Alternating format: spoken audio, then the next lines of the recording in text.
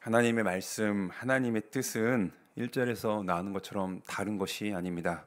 하나님의 형상과 피조물로 지음받은 우리 사람이 하나님을 알고 하나님만을 온전히 섬기는 것을 원하십니다. 그러나 타락으로 인해 불순종한 사람은 그렇게 하지 않았습니다. 하나님을 반역할 뿐만 아니라 하나님을 찾지도 않았고 자신의 마음대로 우상을 섬기며 자신의 뜻대로 하나님을 만들고 하나님을 섬겼습니다. 이러한 우리 사람에게 하나님은 직접 친히 다가오심으로 말미암아 내가 너의 하나님이 되고 우리 피조물을 다시 하나님의 자녀로 삼는 그 일을 위해서 타락 직후에 말씀하셨을 뿐만 아니라 때가 되어 아브라함을 부르셨고 그의 후손인 이스라엘 자손을 이제 구원하시려는 그런 사건이 있습니다. 하나님께서는 이 큰 뜻 가지고 이제 나아가셔서 모세를 통해서 그것을 말씀하셨습니다. 바로에게 전해라, 내 백성을 내가 구원할 것이다. 그래서 내 백성이 나를 온전히 섬길 것이다. 이 뜻을 말씀하셨습니다. 하나님은요, 인격적으로 우리 사람을 그렇게 대하십니다. 하나님은 우리가 믿고 따르는 것처럼 전능하신 분이십니다. 불가능이 없으시죠. 바로에게 속해 있던, 바로의 종사를 하고 있던 이스라엘 백성들을 하나님의 강권적인 힘으로 얼마든지 구원하실 수 있었습니다. 굳이 바로에게 얘기 안 해도 이 백성은 내 거야, 네가 건들지 마, 내가 가져간다, 이렇게 말씀하실 뿐만 아니라 그냥 액션을 취하셨으면 끝났습니다. 10가지 재앙 필요 없었어요. 그러나 하나님은요, 바로에게 인격적으로 대해 주셨습니다. 어떻게 이렇게 들어갑니까? 말씀하셨어요. 대언자인 모세를 통해서 바로에게 친절하게 얘기했습니다. 바로야, 내 백성 이제 그만 보내줘라. 백성이 나를 섬길 거야. 그러니 너는 내 말 잘 들어야 돼. 인격적으로 대해 주셨습니다. 뿐만 아니라 하나님의 이런 인격적인 모습은 바로에게 말씀을 하신 후 기다리심을 통해서 드러났습니다. 바로에게 전한 직후에 바로 액션을 취하신 것이 아니라 기다려 주셨어요. 바로가 하나님의 말씀에 순종할 기회를 그렇게 주신 것입니다. 하지만 바로는요, 인격적이신 하나님의 말씀에 순종으로 아멘하지 않았습니다. 자신의 완강한 마음을 가지고 하나님이 누구냐, 하나님이 어디 있냐 라고 따지면서 자신의 욕심대로 행하였습니다. 불순종의 결과는 어떻게 되었을까요? 우리가 너무나 잘 알죠. 각 재앙마다 나옵니다. 오늘 본문의 4절에서는요, 하나님께서는 돌림병의 재앙을 허락하십니다. 그럴 때 놀랍게도 택한 백성 이스라엘 자손에 속한 가축은요, 한 마리도 죽지 않습니다. 그러나 반대로 애굽에 있는 바로에 속한 애굽의 모든 가축들은 어떻게 됩니까? 모두가 죽습니다. 4절에 의하면은 하나도 남지 않고 다 죽었습니다. 6절에 보면 그렇게 나오는 거죠. 하나님의 말씀에 대한 불순종의 결과는 이러한 심판을 받게 되는 것입니다. 이 모든 심판을 경험했음에도 불구하고 본인이 직접 눈으로 목도했음에도 불구하고요, 완강한 바로는 어떻게 대응을 합니까? 회개를 했어야지 마땅합니다. 하나님, 제가 그동안에 너무나 불순종했습니다.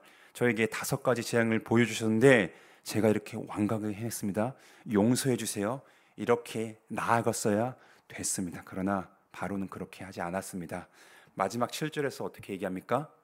놀랍게도요, 이러한 무서운 끔찍한 심판을 보았음에도 불구하고 바로는 자기의 마음을 완강하게 하였습니다. 그 결과 하나님의 말씀에 순종치 않았어요. 오늘 본문을 통해서 우리는 우리의 현재 모습을 살펴보아야 합니다. 우리가 오늘 어떠합니까? 어제도 들었고 오늘도 들었고 내일도 들을 우리 하나님의 말씀을 들었을 때 우리의 모습은 어떠합니까? 하나님의 말씀을 듣고 순종하고 있습니까? 우리가 누구인지 살펴봐야 됩니다. 돌아봐야 돼요. 예수를 믿어 구원받은 신자는 바로처럼 유기된 자가 아닙니다. 전에는 우리도 바로와 똑같았어요. 여기 계신 분들 중에 나는 예수님의 말씀을 들었을 때 단 한 번 듣고 하나님을 믿었습니다. 그런 분이 계실지는 모르지만은 그런 분이 그렇지 않은 분이 계실 수 있습니다. 그러할 때 우리는요, 나는 부정할 수 있어요. 그러나 우리가 복음을 들었을 때 즉각적으로 순종하지 않는다면은 우리 또한 바로와 같은 우리였습니다. 마음을 완강하게 해서 하나님의 구원의 메시지, 화해의 메시지를 들었음에도 불구하고, 기회를 주셨음에도 불구하고 우리는 그렇지 못했습니다. 전에는 이런 자였지만은, 그러나 이제는 우리는 하나님의 자녀가 되었습니다. 굳고 딱딱한 마음이 부드럽게 변화되었습니다.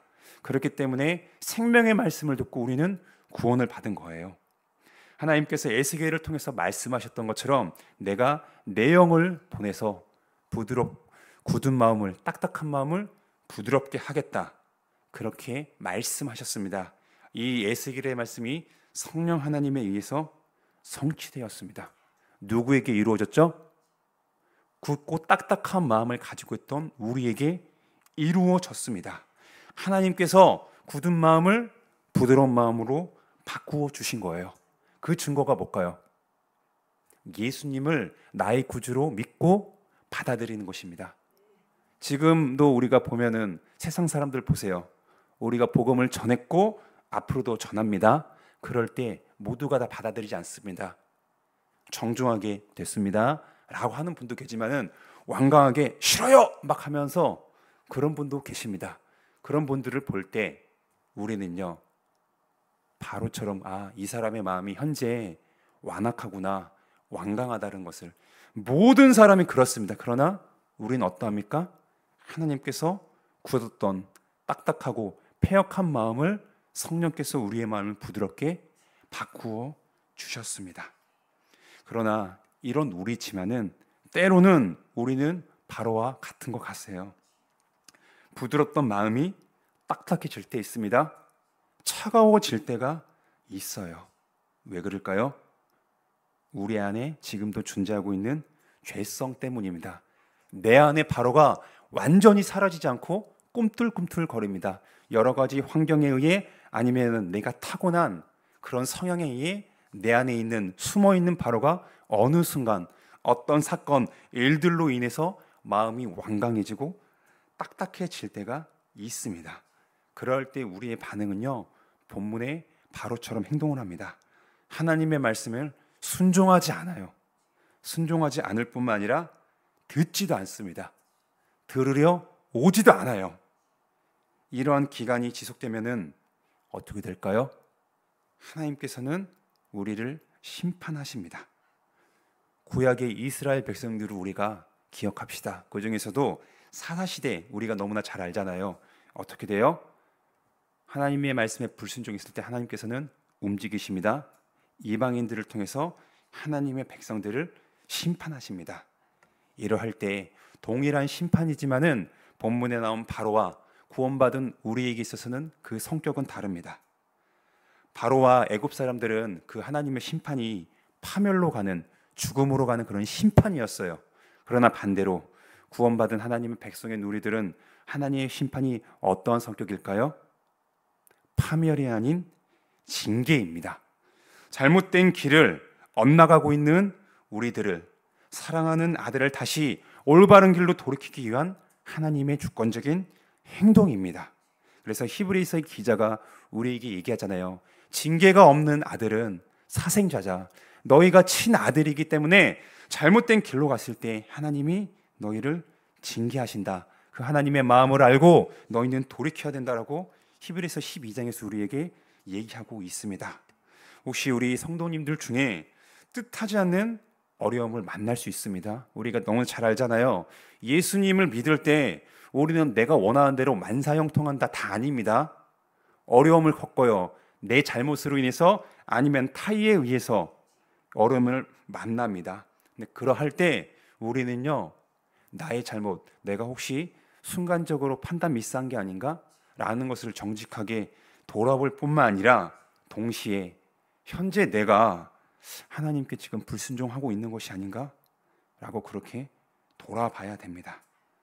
본문의 바론처럼 이러한 어려움을 만나면서도 마음이 완강해지면은 안 됩니다. 다른 이유보다 우리는 하나님과의 관계에서 그 해법을 찾아야 됩니다. 하나님 앞에 우리는 진실되게 나아가야 됩니다. 오늘 이 시간 우리에게 회개의 메시지를 들려주시는 건요, 불순종으로부터 우리를 하나님께 돌이키기 위함입니다. 하나님은 여전히 대언자들을 통해서 말씀하고 계십니다. 말씀하실 뿐만 아니라 기회를 주세요. 기다리고 계십니다. 내가 조금 더 치기 전에 빨리 돌아와라. 아버지께서 우리 자녀들에게 그렇게 말씀하고 계십니다. 하나님은 지금도 본문에서뿐만 아니라 지금도 우리에게 인격적으로 대해 주십니다. 말씀하실 뿐만 아니라 기다려 주세요. 돌아오시기를 하나님께서는 기다리고 계십니다. 지금도 인격적으로 대하시는 하나님을 기억합시다.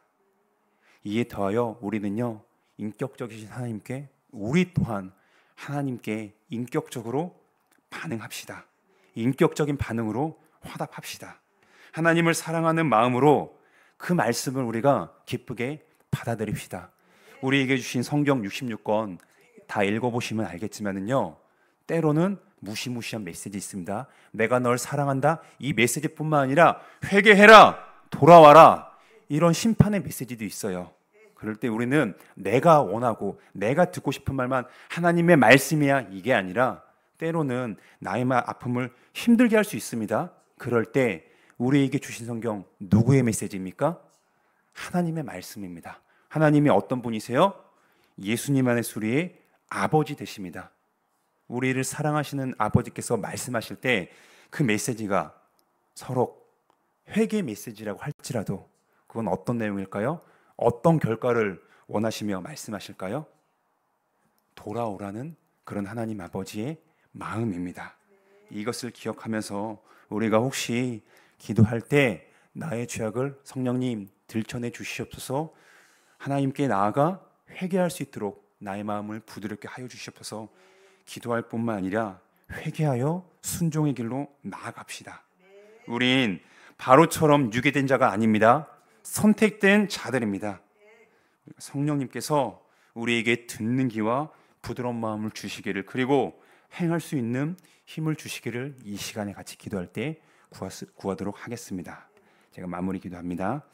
아버지, 감사합니다. 오늘 우리에게 다시금 새로운 날을 허락하여 주셔서 우리가 하나님의 존전 앞에 이렇게 나와왔습니다. 아버지, 오늘은요, 우리에게 다시금 하나님께 돌이킬 수 있는 그런 회개의 메시지를 허락하여 주셨습니다.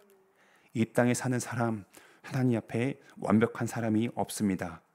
이미 예수를 믿어 구원받은 우리라 할지라도 여전히 우리 안에 있는 작은 바로가 있기 때문에 죄성으로 인해서 하나님 보시기에 불순종하는 우리의 모습이 여전히 있습니다.